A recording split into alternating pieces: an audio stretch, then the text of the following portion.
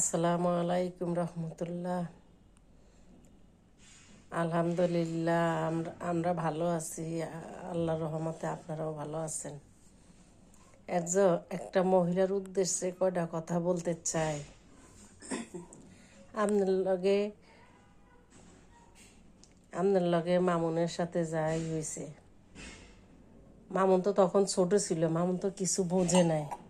আপনি তো বুঝে ছিল যথেষ্ট, আপনার তখন বয়স ছিল, খারাপ ছিল না। আপনি তো বোঝা উচিত ছিল, আপনি তো অনেক বোঝেন তখন। কেন আপনি এর সাথে জড়াইলেন? ওই ছেলে তো মনে করছে এই আমার সব, আমার ভবিষ্যৎ, আমার আলো, আমার কুয়ারা, আমার ডুগডুগি, আমার ময়না, আমার টিয়া। কারণ তখন তো রঙিন চশমা ছিল ওর চোখে। ঠিক আছে, আপনার তো এটা বোঝা উচিত ছিল। আপনার দুইটা সংসার, আপনার ভালো ভালোর ঘরে বিয়ে হয়েছে, আপনার দুইটা সংসার করতে পারলেন না। সর্বদিক দিয়েই ভালো। এখন কথা হলো, সবের দিক দিয়ে হলো আপনার ব্যর্থতা, আপনি ওরে ধরিয়ে রাখতে পারেন নাই। ঠিক আছে, দড়ি যত টাইট দেয় তত ছিঁড়ে তাড়াতাড়ি। আপনার ব্যর্থতা, আপনি ওরে রাখতে পারেন না, এটা আপনার দোষ। আপনার দোষ ওর গায়ে চাপে দিলে হবে? হবে না। আরও কি করলেন? ছেলেটার ভবিষ্যৎ নষ্ট করে দিলেন। এখন যাক, এটাও গেল। আপনি কেমন প্রেম করলেন? আপনি মামলা দিয়ে ওরে, কতগুলা মামলা দিয়ে ওরে ঠান্ডা করে রাখছেন। ওর কী অবস্থা! আপনি যদি সত্যি সত্যি ওর লগে সম্পর্ক ভালো রাখতে চাইতেন, তাহলে তো আর আপনি ওর এই মামলা টামলা দিয়ে এরম অধপতনে নিতেন না। যাক, তারপরে আপনার থেকে সুইট দেওয়ায় আপনার আপনার থেকে ওই দূরে চলে গেছে। অত বাঁচতে হবে ভাই, ছোট মানুষ। ও বিয়া করছে, যেরমি করছে করছে।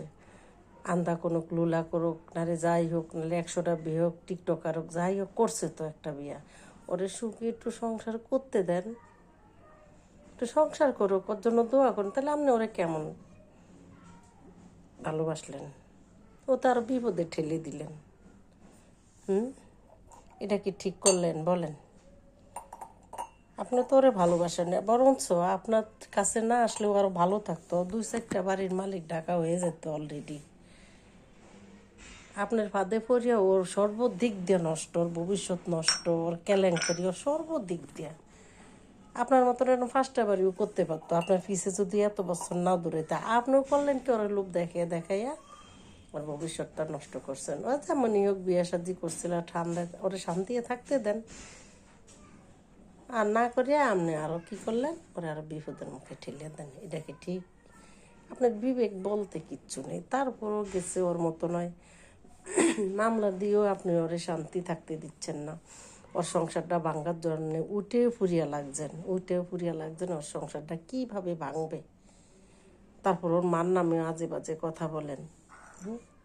কেন ওর মার নামে আজে বাজে কথা বলেন? ওর সংসারটা ভাঙার জন্য আপনি উঠে ফুরিয়া লাগছেন। আপনি ঘর ভাঙ্গেন, আপনার ঘর অনেক আগের। আপনি ঘর ভাঙ্গিয়া নতুন ডেকোরেশন করতেছেন, সুন্দর করতে আছেন। আপনি ওর উছিলা দেন কী জন্য? ওর জন্য এটা, ওর জন্য ওইটা, ওর জন্য এটা। কেন ভাই? মানুষ কি বুঝে না? দুধ খায়? সবাই সব বুঝে। আপনার তো আসলে নির্লজ্জ, শরম নাই, এই জন্য আপনি এরকম করেন। মিডিয়ার সামনে এসে নির্লজ্জ মহিলা। আপনি মহিলা নামে কলঙ্ক। আর বাণিজ্য তো আপনাদের জন্য থাকতেছে না। যত যত পরকীয়া, যত যা কিছু আছে, আপনাদের মতন মহিলার থেকে শিখতে আছে সবাই। যে সংসার টিকতেছে না আপনাদের মতন মহিলার জন্য, বুঝছেন? আর মামুনের মারে বলছি, এত অসভ্য কেন আপনি? আপনার মা, আপনার উচিত ছিল ছেলেটারে ফিরিয়ে আনা ছোটোবেলার থেকেই। আপনি লোভ, লোভ মানুষের কত ক্ষতি, বুঝছেন? এই লোভে কী অবস্থা লাভ বোঝেন? সামলান এলা আপনার আখেরা তো শান্তি নেই, পরকালেও শান্তি নেই। এই আপনার ছেলে মেয়ের জন্য, বুঝছেন? এই শান্তি নেই, এটা আপনি আরও পাবেন, আরও পাবেন। পোলা একটা নেশাখোর বানাইছেন, এই অশান্তির আগুনে আপনি আরও জ্বলবেন। মনে রাখেন, সংসার তো মামুনের টিকবই না, লাই টিকতে দিব না সংসার মামুনের। মনে রাখেন, 5 বছর পর হইলেও সত্যি হবে এই কথা। বুঝছেন? আর লাই টিকতে দেবে না ওরে, মনে রাখেন। যে কয় মানুষের গরিবের মায়ের লাগে শেষ রাত্রে, এরকম আর কি দশা। তাও আপনি মনে রাখেন, আপনার এই পাপের শাস্তি ভোগ করাই লাগবে। আসসালামু আলাইকুম।